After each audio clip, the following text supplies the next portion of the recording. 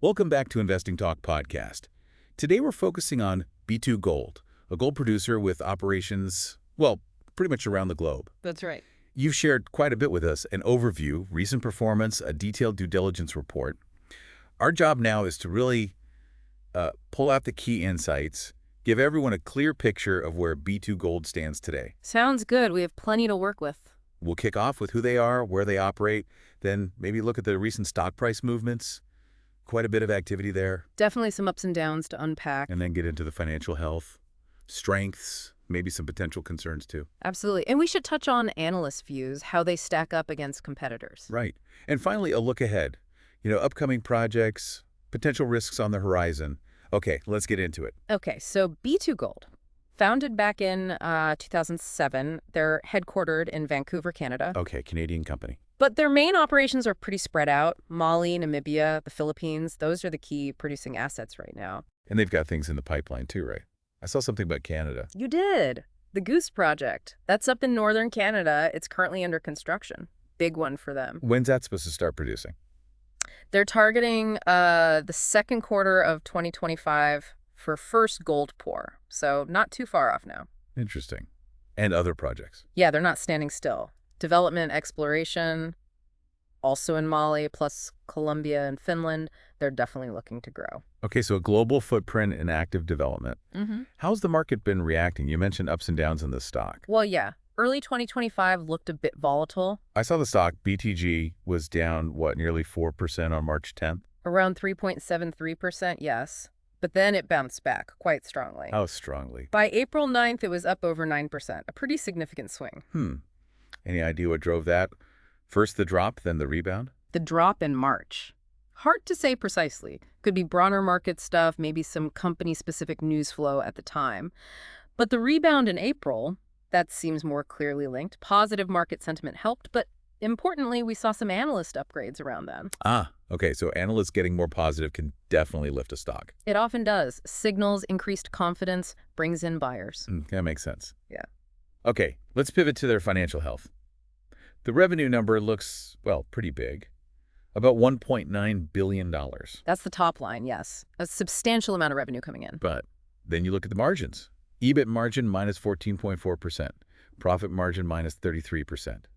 That doesn't sound great. It certainly catches your eye. That kind of negative margin, despite high revenue, raises questions about costs, operational efficiency. Is it high production costs or something else? Well, it's interesting you ask that, because if you look at their gross margin, You're on. that's actually quite healthy, 38.7%.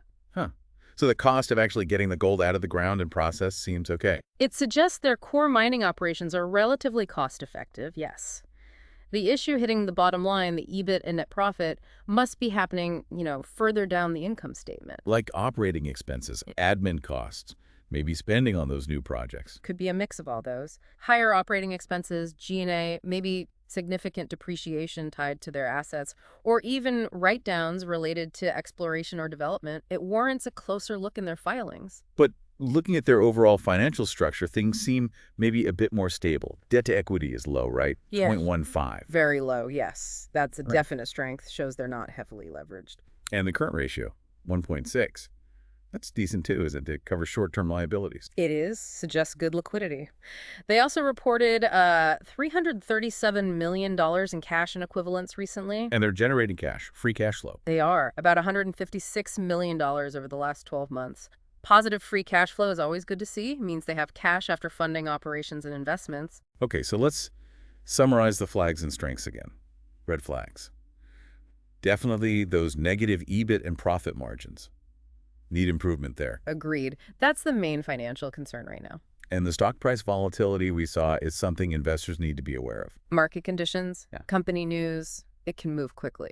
But on the plus side, that strong gross margin we talked about. Shows underlying operational efficiency at the mine level. And the healthy balance sheet ratios, low debt, good current ratio, solid financial footing. Provides resilience, absolutely. Plus the strategic projects like Goose. Mm-hmm. And you mentioned the Fekola solar plant expansion. Yes, in Mali. That's a really interesting aspect. It shows a commitment to sustainability, potentially lowering long-term energy costs, too. That's becoming more important in this sector. Good point. How are the analysts viewing all this? You mentioned upgrades help the stock. Sentiment seems to be improving. Initially, it might have been mixed, but recently, more positive. Any specifics? Well, National Bank, for instance. They apparently lowered their target price at one point, but then later increased it to $6.50, kept an outperform rating. Okay, so they still see it doing better than average. And Raymond James also bumped their target up to $4.50, also kept an outperform. Two outperforms with raised targets. That does signal growing confidence. It suggests they believe the future prospects, maybe tied to Goose coming online, outweigh the current profitability issues. And aligns with the stock rebound we saw. How does B2Gold fit in with the really big gold miners, like Bear Gold or Newmont? Well, B2Gold is more of a mid-tier producer compared to those giants. So how do they compete? What's their edge? It seems to be about focusing on low-cost operations, that gross margin helps there, and strategic growth through exploration and projects like Goose, trying to grow smartly. And maybe that sustainability angle, like the solar plant, gives them a bit of differentiation. It could, yes, both from an ESG perspective, attracting certain investors, and potentially from a cost perspective long-term. Looking forward then. Clearly, the Goose project is the big thing to watch. Q2 2025 start date. That's the major near-term catalyst, absolutely. It should provide a significant production boost. They even updated the mineral reserve plan, reinforcing that timeline. So upcoming earnings reports will be key to see if profitability starts to improve. Crucial. Investors will want to see if those negative margins turn around, especially as Goose ramps up. And external factors always matter, right? Gold prices. Always. Gold price fluctuations are a huge driver for any gold miner's revenue and profitability. Geopolitics, too, given their locations. Mali, Namibia, Philippines. Yes. Operating in multiple jurisdictions brings diversification, but also exposure to different political and regulatory environments. Risks in Canada, too, with the new project, but generally considered stable. Operational risks, challenges in actually running the mines, are always present, too. I also saw something about a share buyback. TSX approval. Correct. They got approval for what's called a normal course issuer bid, allows them to buy back up to, I think, nearly 66 million of their own shares. What does that usually signal? Often it suggests management thinks the stock is undervalued. Buying back shares can also boost earnings per share over time and return capital to shareholders. It's generally seen as a positive signal. Okay, interesting strategic move. Let's look quickly at some valuation metrics. Price to earnings, it's really high, 385. It is very high. But, as the report notes, PE gets skewed, and it isn't very meaningful when earnings are negative, like they were recently for B2Gold. It might reflect market expectations of a strong earnings recovery. Right, makes sense. Need positive earnings for a useful PE. Debt to equity, we mentioned, very low at 0.05. Confirms that financial stability point again. Price to book is just over 1 at 1.02. So market value is pretty close to asset value on the books. Essentially, yes. Doesn't suggest it's wildly over or undervalued based on book value alone. And the dividend yield. Quite high, actually, 5.30%. It is attractive on the surface, yes. But the payout ratio is also very high, almost 89%. And that's the catch. A payout ratio that high, especially with current negative profitability, raises questions about sustainability. Can they keep paying that dividend if profits don't improve significantly? Where's the catch coming from? A point for income investors to watch closely then. Definitely. They'll need profit growth to comfortably support that dividend long term.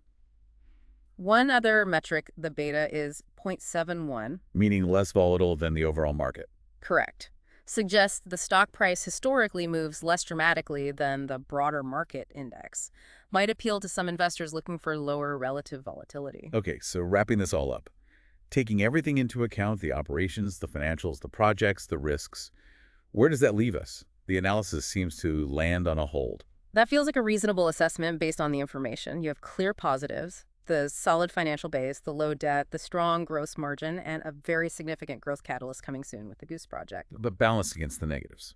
Balanced against the current lack of profitability shown in those negative EBIT and net margins, and the inherent market and operational risks, a hold suggests waiting for more clarity. Clarity, like seeing Goose actually start production and seeing if those profit margins begin to improve in the upcoming quarters. Precisely. Monitoring those next few earnings reports and the initial results from Goose will be really critical for any future investment decisions. So, putting it all together from the sources, it's a company with a solid production base, a major growth project about to launch, and pretty careful financial management. But facing this challenge of turning revenues into profits right now, And the analysts' upgrades and stock rebound show the market is maybe looking past the current issues towards that future potential. It's quite dynamic. it really highlights that classic tension in investing, doesn't it? Weighing current performance against future potential. That's exactly it.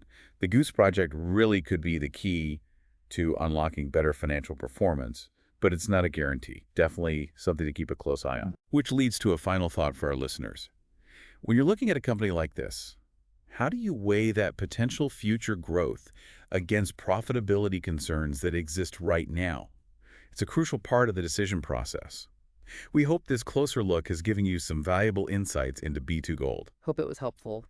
And if you found this analysis useful and you'd like us to explore other companies like this, please do subscribe, like, and maybe leave us a comment. Let us know what you think.